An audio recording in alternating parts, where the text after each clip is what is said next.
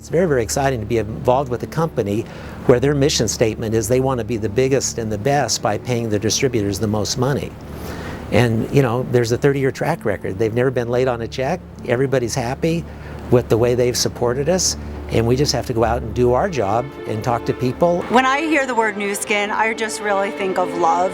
You know, I think about the difference Nu Skin has made in so many of our lives, the quality of life that we have because of Nu Skin. I cannot imagine my life without being involved in this journey that we've taken. It's really refreshing to see a company like Nu Skin, be at the forefront of this kind of movement and really solidifying their name globally in the hearts and the minds of so many millions and millions and millions. And I couldn't believe it. I looked at Blake and I thought, you've got to be kidding me. I'm going to have to raise them too, because he was the same age as my son, Blake. They were young, but they were professional. They were professional looking. They obviously we had big dreams, but I could tell that they also had big dreams, you know. I mean, they've just kind of stayed the course and always been there. And when you're in the down times or the difficult times, that's when you find out what people are really made of. So when we went to the company, we met up with Steve and Blake, and we were pretty much impressed. These guys were very sincere, very, should I say, down to earth. But I went to Blake's office and I said, Blake, I'm ready to go from part-time to full-time. What assurances do I have that you're going to be around? Because I want to do this for my children, which we have, but in the future, my grandchildren. And he said, there are no assurances, but let me tell you what my goals are, that I'm building this for my children and my grandchildren. And I remember looking at him and believing him and just saying, okay, I think I'm really ready to go. But it was so small, and we always called it, Mayberry. Mayberry. Like at the Andy Griffith show. Yeah. There was such a great show, and it was this quaint little town. And oh my gosh. Provo was this Mayberry, and you would go in there, and everybody was so nice. And I was out here for the first time in September of '89, and it didn't look like this. It was a small building in a small little office. But it was as impressive back then as it is now. I came down and met with Blake and Steve in their offices on the east side of University Avenue on Center Street, the old building before this building, and I had a conversation with them, tried to find out who they were, what their commitments were. The place was kind of crazy.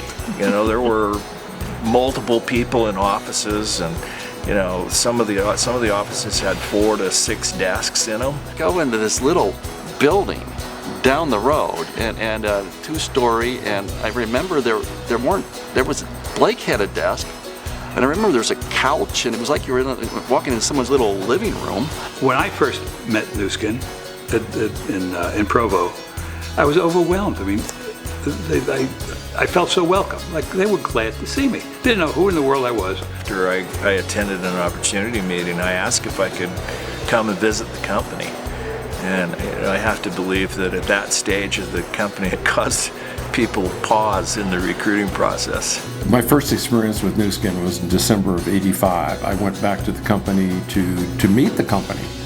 But there'd been a big snowstorm the day before, and the second-story roof caved in and fell down. All of our Nu Skin products fell down on the first floor accountant's office.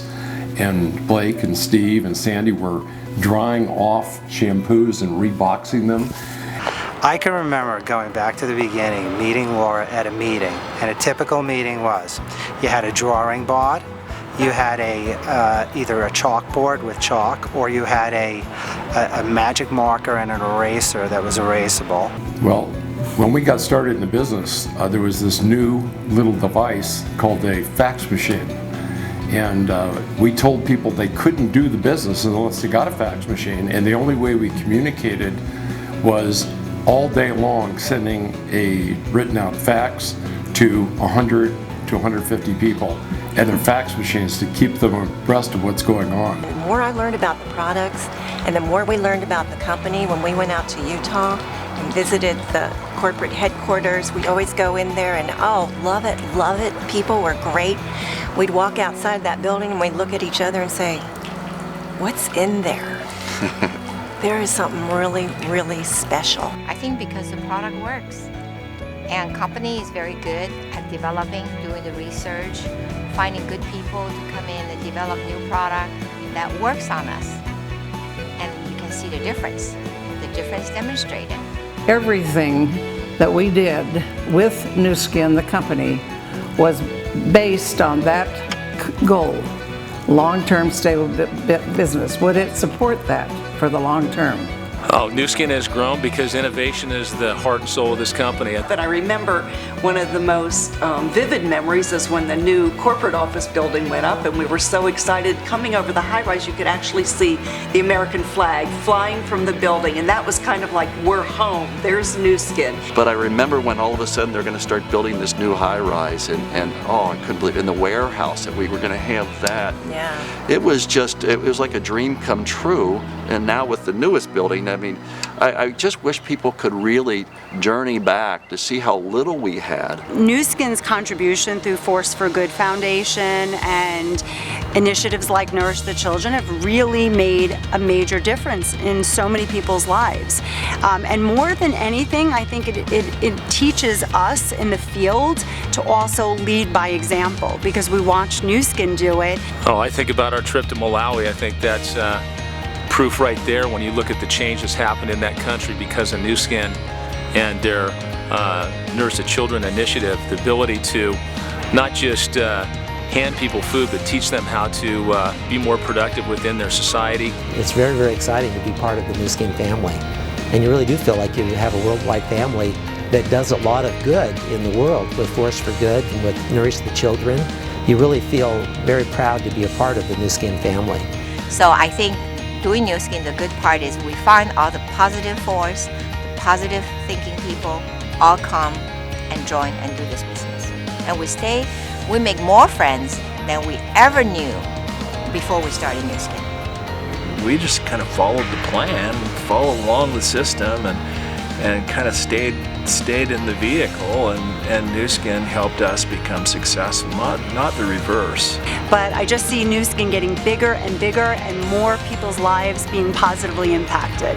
Things have changed. Obviously, we've grown, we've got buildings, infrastructure, all that. But as much as things have changed, things have stayed the same. It's more valuable to be one team than to have one dream and to set those goals and achieve them together. And when we're one and we have that kind of unity together, we accomplish so much more, and it's so much more enjoyable. But I can honestly say that Nu Skin has always been there for the distributor, and they've never done anything that's going to undermine the distributors. I find that when new distributors come up to me and when I meet them for the first time, after we've talked for a while, the number one question they have is, what would be your number one word of advice to a new distributor that's just coming into this business? And I am very clear on what that is. The advice is that no matter what, do not quit.